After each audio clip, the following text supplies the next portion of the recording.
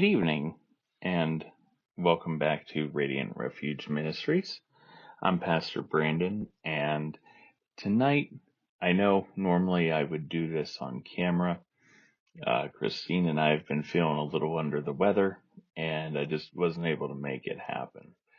But typically, I like to sit in front of a fireplace, have the fire crackling, the Christmas tree all aglow, and share a poem that I think most of us have some kind of family tradition around. As many of you know, I don't have some family around anymore. Mainly my grandparents and my grandpa used to read the poem. And I always thought the title of the poem was The Night Before Christmas, and it's actually titled A Visit from St. Nicholas by Clement Clarke Moore. So I wanted to share this poem with you. It's one that I'm sure you have heard many, many times. But in case you don't have a grandpa to read this to you this year, like me, or if maybe you just needed a time to just sit and maybe hear a little poetry reading, this is for you. Just a way for us to say Merry Christmas. A Visit from St. Nicholas by Clement Clarke Moore. 'Twas the night before Christmas, when all through the house not a creature was stirring, not even a mouse. The stockings were hung by the chimney with care, in hopes that St. Nicholas soon would be there.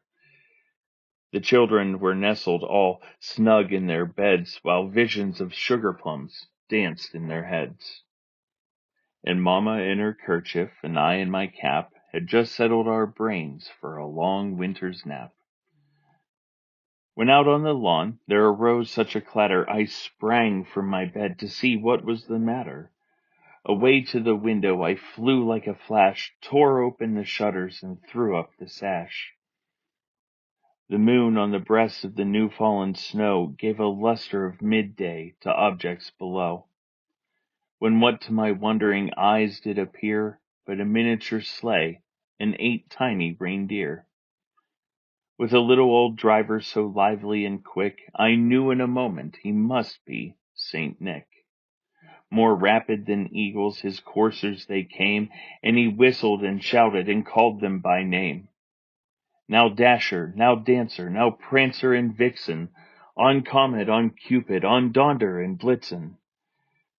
To the top of the porch, to the top of the wall, now dash away, dash away, dash away all. As leaves that before the wild hurricane fly, when they met with an obstacle, mount to the sky. So up to the housetop the coursers they flew, with the sleigh full of toys and St. Nicholas too. And then, in a twinkling, I heard on the roof the prancing and pawing of each little hoof. As I drew in my head and was turning around, down the chimney St. Nicholas came with a bound. He was dressed all in fur from his head to his foot, and his clothes were all tarnished with ashes and soot. A bundle of toys he had flung on his back, and he looked like a peddler just opening his pack. His eyes, how they twinkled, his dimples, how merry, his cheeks were like roses, his nose like a cherry.